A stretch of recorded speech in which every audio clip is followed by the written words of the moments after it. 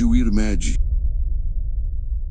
Narrado por Bernard Holloway, 41 anos, local, Vila de Wirmed, País de Gales, ano 1972, horário dos eventos, entre 10 e 5 da manhã, a aldeia de Wirmed desapareceu dos mapas, mas não da memória dos que sobreviveram.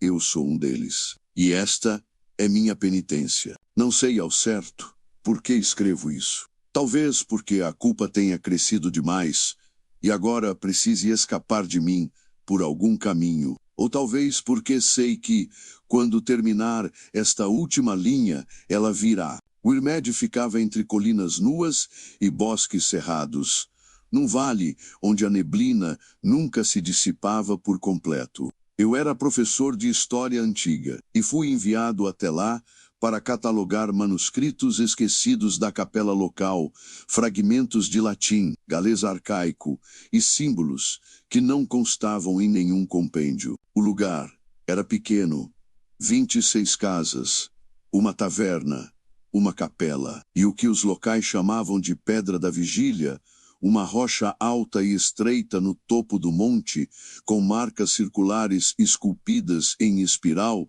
Ninguém subia lá, ninguém falava sobre aquilo. E claro, minha curiosidade nasceu ali mesmo. Meu anfitrião era o Sr. Aldrich Wynne, o zelador da capela. Um homem velho, silencioso, de olhos apagados. Ele me entregou os pergaminhos e pediu, quase suplicando, que eu fizesse meu trabalho e partisse antes da próxima lua nova. Dei risada na época e me arrependo de cada segundo em que fiz pouco caso. Na terceira noite, algo mudou. A casa onde me hospedei estava mais fria do que o normal. As paredes úmidas pareciam exalar um cheiro de vela apagada e terra molhada. Quando abri a janela do quarto, vi algo movendo-se lentamente no topo do monte. Uma mulher, sozinha, em pé, diante da Pedra da Vigília. O vento fazia seu vestido flutuar como se a envolvesse em névoa viva. Ela permanecia ali, sem fazer nada, apenas esperando. No dia seguinte, perguntei sobre ela na taverna. Um dos homens largou o copo, outro empalideceu. O terceiro apenas se levantou e foi embora.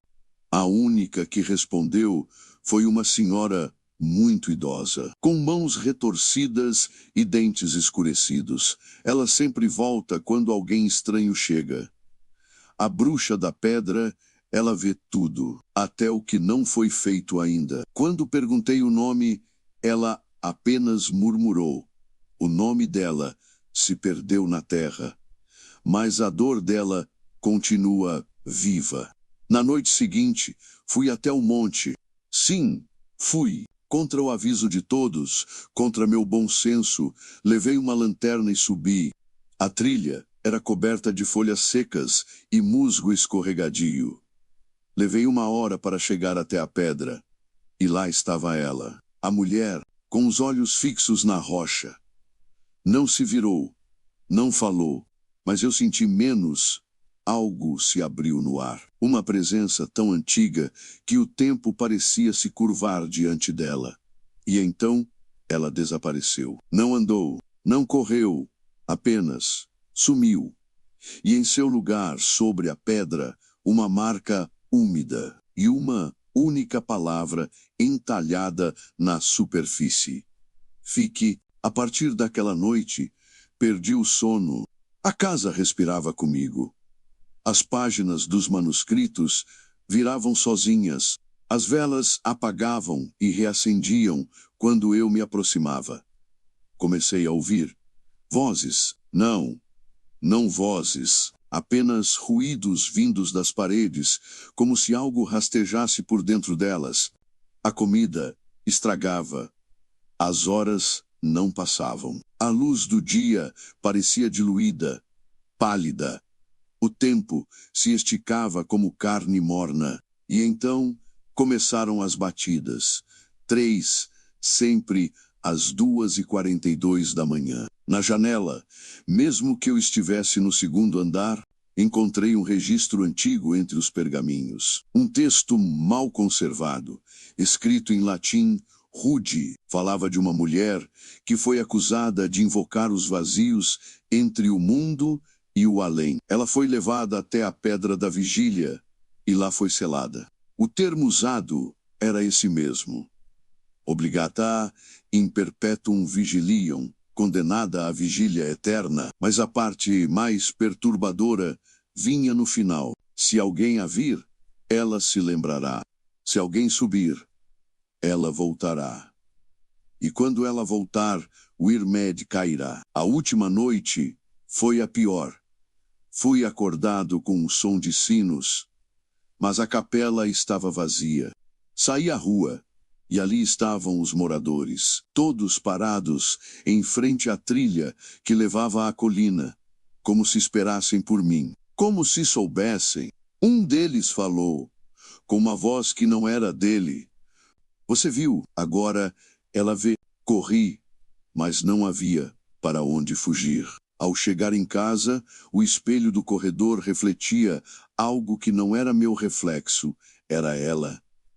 Atrás de mim, imóvel, os olhos cobertos por uma venda de tecido encharcado, mas eu a sentia me encarar. Luzes apagaram, o chão tremeu, e ouvi todos os relógios da casa tocarem ao mesmo tempo, em tons diferentes.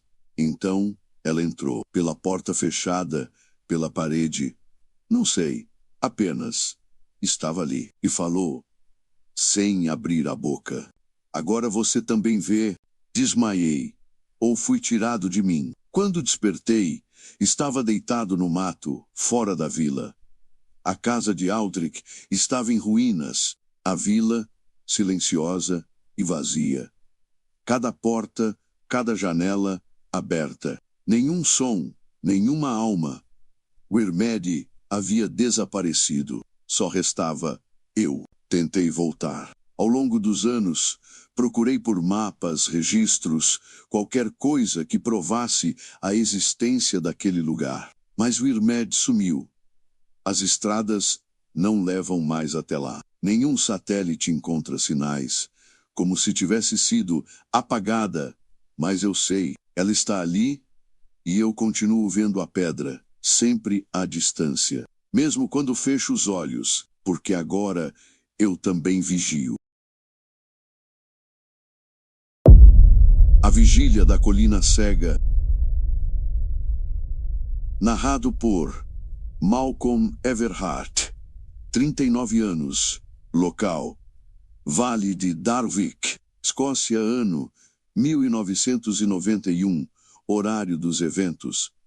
Entre 10 da noite e 5 da manhã, algumas colinas guardam apenas vento e silêncio, outras guardam coisas que respiram no escuro. Fazia quase 20 anos desde a última vez que coloquei os pés em Darvik. A vila onde minha mãe nasceu, cravada entre colinas e cercada por pinheiros que parecem sempre apontar para algo acima de nossas cabeças. Meu retorno não foi por saudade, mas por obrigação. A velha casa herdada da tia Cordélia precisava ser esvaziada, vendida, esquecida. Cheguei em um fim de tarde nublado.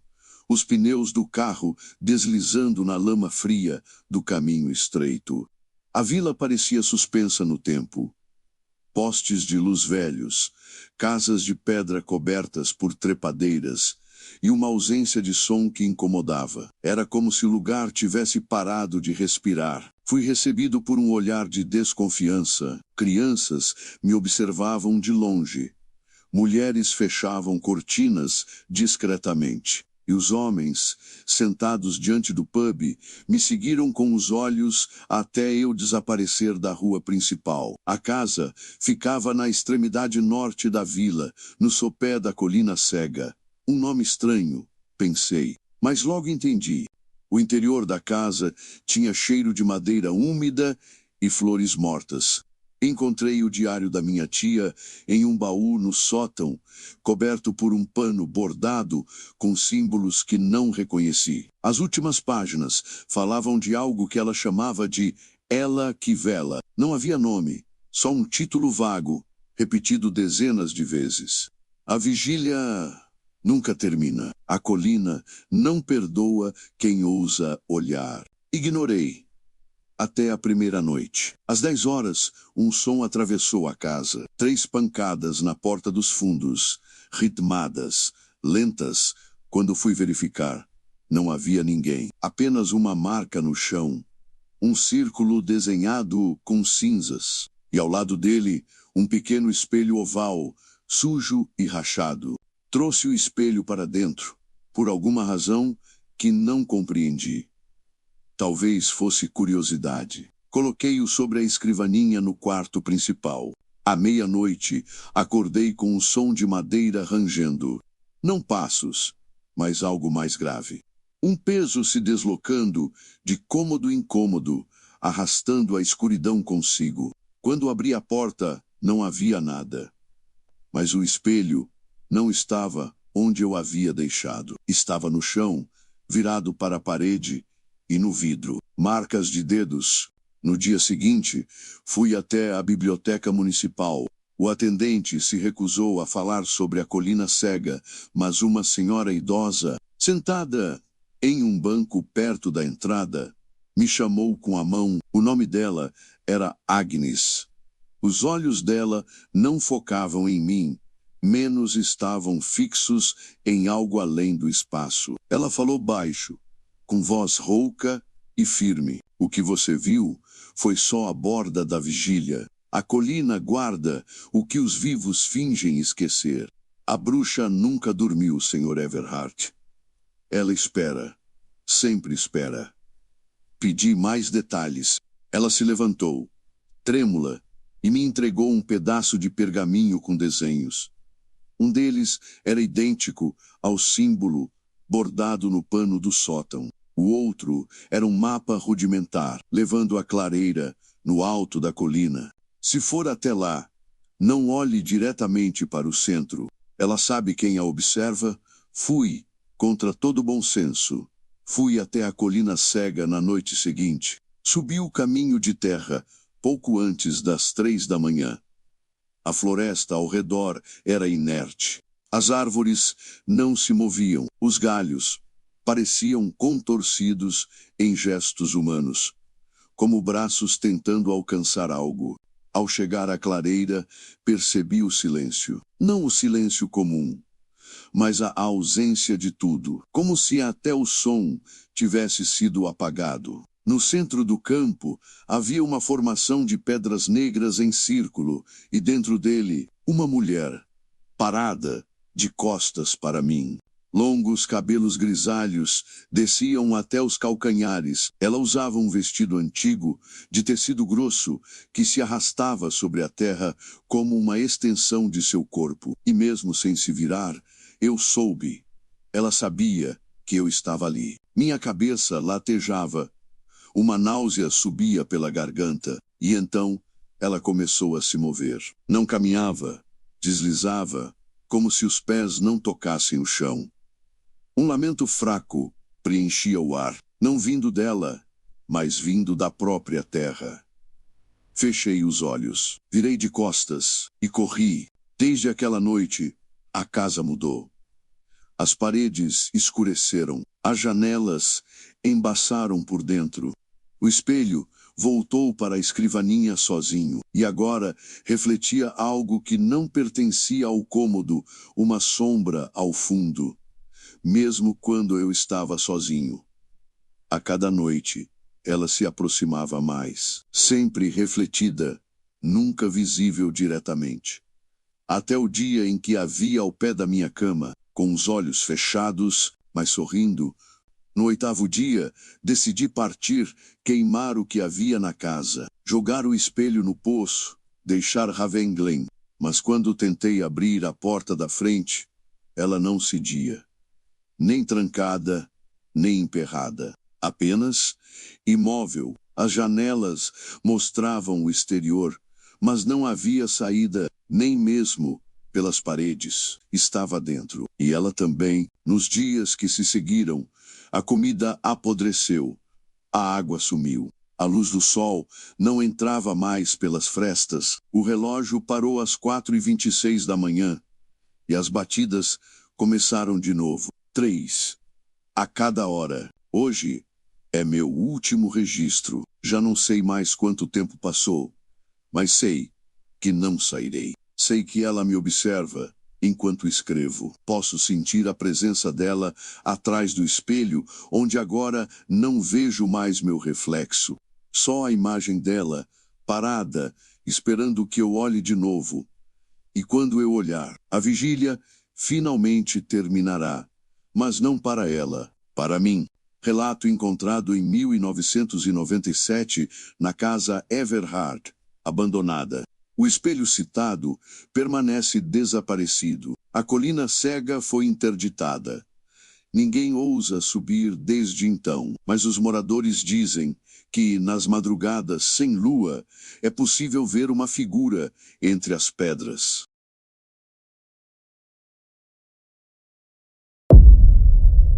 A bruxa do salgueiro enforcado.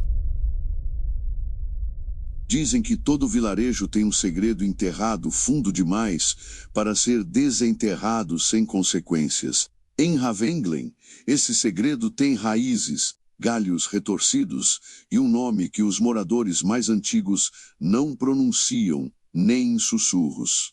Meu nome é Elliot Greenspan. Voltei ao vilarejo, onde cresci, depois de 16 anos, longe. Meu pai morreu de forma inexplicável. Encontrei-o na cadeira de balanço do alpendre, os olhos arregalados, como se vissem algo que não pertencia a este mundo. As mãos presas aos braços da cadeira, os dedos enrijecidos, como garras, nenhuma ferida, nenhum ataque. Apenas um homem, paralisado de puro terror. A casa ainda era a mesma. Velha, coberta de eira, com janelas que choravam com a umidade. Mas o que mais me incomodava não era a decadência do lugar.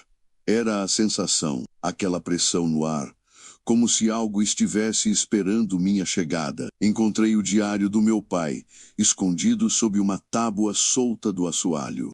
As últimas anotações foram feitas com letra trêmula. Ela está de volta.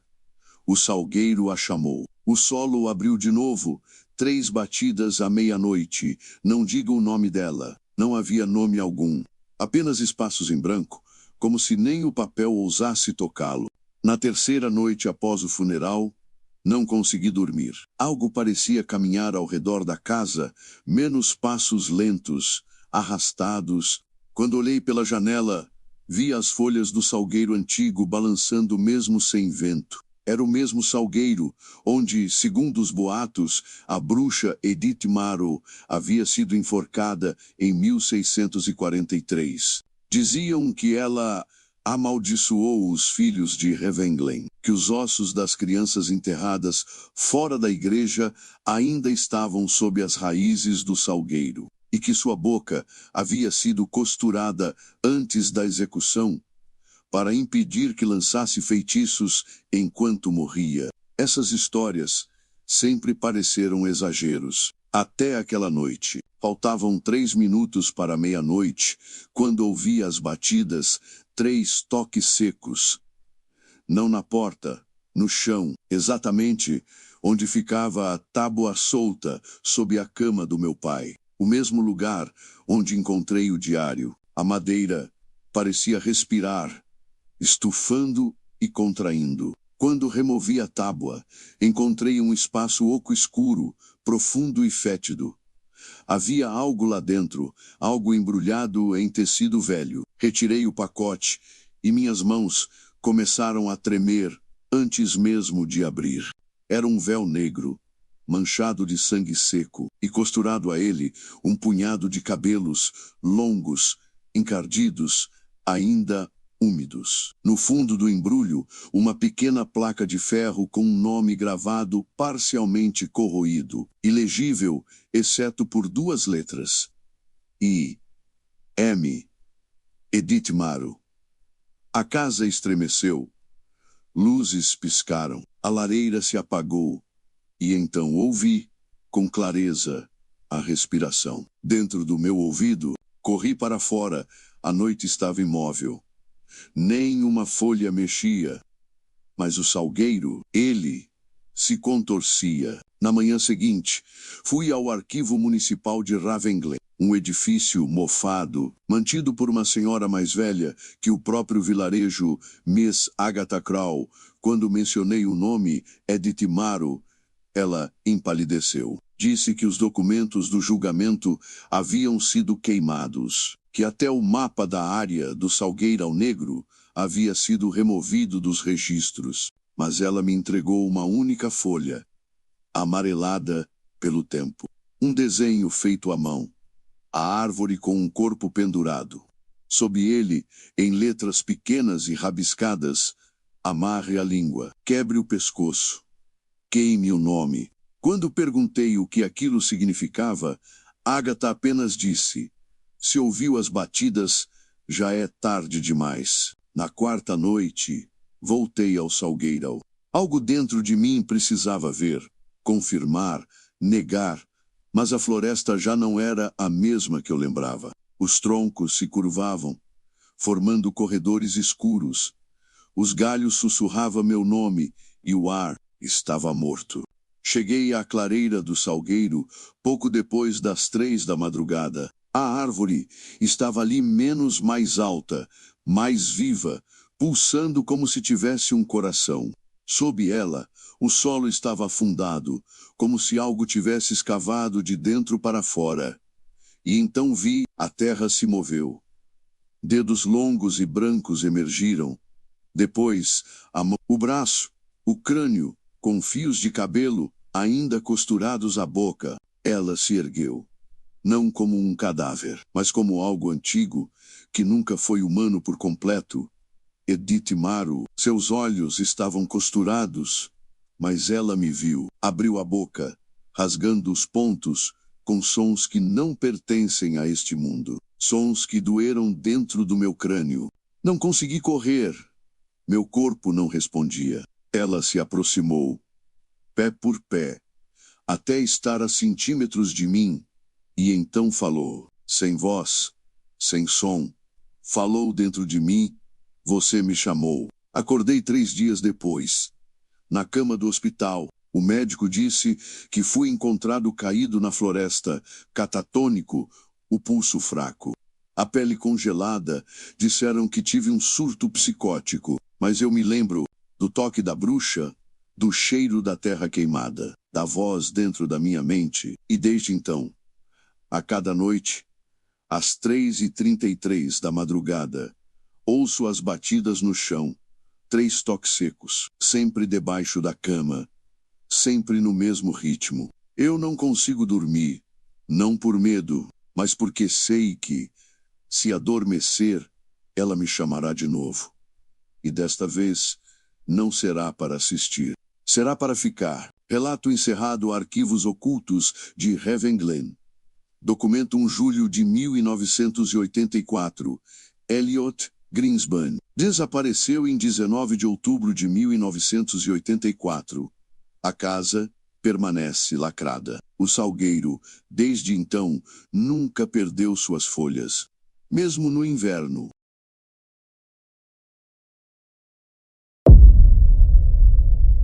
A bruxa do apartamento 709. Narrado por Adrian Kessler, 33 anos, local, Praga, República Tcheca, ano 2017, horário dos eventos, entre 11 da noite e 4 da manhã. Algumas bruxas não vivem em florestas, algumas usam salto alto. Vivem em apartamentos alugados e atendem a campainha com um sorriso. Até que você entre. Aluguei o 709 por acidente. O corretor queria me convencer de outra unidade, mas o preço estava bom demais. O prédio, em Praga, tinha aquele charme decadente.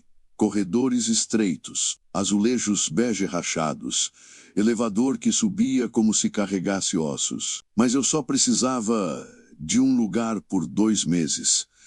Aceitei, na primeira noite. percebi algo estranho. Ao lado do meu apartamento, o 711, vivia uma mulher que nunca saía de dia. Usava vestidos longos, luvas pretas e carregava sacolas de pano bordado com símbolos incomuns. Quando cruzávamos no corredor, ela sorria sem mostrar os dentes. Seus olhos eram claros demais, sem reflexo, como vidro sob névoa. Seu nome, segundo a síndica, era Mira Volkova. Mora aqui há décadas, mas ninguém sabe a idade certa. Não perguntei mais. O apartamento 709 parecia normal. Quarto, sala, cozinha minúscula. Mas havia um espelho grande demais na entrada, preso à parede, com uma moldura de madeira escura entalhada com rostos. Literalmente, rostos menos nariz, olhos, bocas abertas em espanto. Pensei que fosse uma peça artística bizarra, até perceber que, dependendo da hora, os rostos mudavam de expressão. Na segunda semana, comecei a sonhar com ela, sempre do mesmo jeito. Mira sentada na poltrona do meu quarto, me observando dormir. Ao fundo, o espelho e algo saindo dele, algo com mãos finas, sem corpo, puxando os lençóis para longe. Acordava sempre às 3h17, sempre com a garganta seca e as luzes da sala acesas, mesmo que eu as apagasse antes de dormir. Certo dia, recebi um envelope por baixo da porta, sem remetente, sem nome. Dentro, uma única folha com o desenho do espelho. Só que nele, os rostos estavam vazios e no centro, em tinta preta, a frase: "Não se olha para aquilo que observa de volta." Na terceira semana, as coisas ficaram insuportáveis. Meus olhos começaram a arder sempre que eu me aproximava do espelho. Objetos se deslocavam sozinhos pela casa. As tomadas pararam de funcionar. A geladeira se esvaziava da noite para o dia. E então, no fim da noite de domingo, ouvi 3 batidas vindas do outro lado da parede, o lado de Mira, seguidas por um som, como se algo muito pesado, com unhas, arranhasse o concreto lentamente. O barulho cruzava meu teto. Depois descia pelas paredes. E então, risadas, baixas, infantis, ecoando de dentro da tubulação. Pensei em ir embora, de verdade. Mas quando tentei sair naquela madrugada, a porta do apartamento simplesmente não abria. A fechadura girava, a chave funcionava. Mas a maçaneta estava congelada, imóvel, como se fundida ao metal. E no espelho, os rostos me observavam com olhos abertos. Na noite seguinte, Mira bateu na minha porta. Ela segurava uma xícara de porcelana com chá escuro. "Tá dormindo mal." "Adrian", disse ela, sem que eu nunca tivesse mencionado meu nome. "Me deixe em paz", retruquei. Mas seus olhos eram como mármore molhado. A forma como ela me fitava fazia o mundo ao redor sumir. "Você já convidou algo sem saber. O espelho é só a passagem." Ela sorriu e deixou a xícara no chão. Quando fechei a porta, algo me seguiu até o quarto. Não passos, mas uma presença que fazia o ar do apartamento ficar denso, elétrico. A luz piscou, e os espelhos do banheiro e da sala mostravam imagens diferentes, não meu reflexo, mas cenas de outros cômodos, como se fossem janelas. Em uma delas, Mira estava sentada na poltrona do meu quarto, mesmo que fisicamente não estivesse lá. Na última semana, tudo desmoronou. Minha pele começou a empalidecer. Os olhos ficaram fundos. Sonhava com crianças presas dentro do espelho, chorando silenciosamente, tocando o vidro com os dedos roxos. Mira aparecia nos sonhos e dizia: "É assim que ela alimenta a si mesma, com medo armazenado, com noites que se repetem. Você está dentro dela agora." Tentei quebrar o espelho. Usei martelo, Chutei, gritei, mas ele não quebrou, nem trincou, e então percebi: o apartamento não tinha sido alugado. Ele me escolheu. Na noite final, o espelho escureceu completamente. Não refletia mais nada. Era uma tela preta, como poço sem fundo. Quando me aproximei, o vidro começou a sugar o calor ao redor. As paredes rangiam. O teto inchava, como se algo estivesse tentando entrar por ele. O ar se tornava espesso, denso, impossível de respirar por completo. E então, ela falou, não com voz, mas através do próprio ambiente. A frase se desenhou nas paredes, escrita em bolhas escuras que estouravam ao serem lidas. Você não sai, você permanece. Como os outros, ninguém nunca me viu sair do 709. O contrato de aluguel desapareceu. As câmeras de segurança pararam de gravar naquela semana. Mira Volkova ainda mora no 711. Agora, mais jovens no prédio relatam sonhos estranhos, escutam risadas no encanamento, sentem mãos invisíveis puxando os lençóis. E sempre acordam às 3h17. O espelho permanece lá. Você pode ir até o 709 se quiser. Mas não encare os rostos, porque alguns deles ainda estão vivos, presos lá dentro, como eu.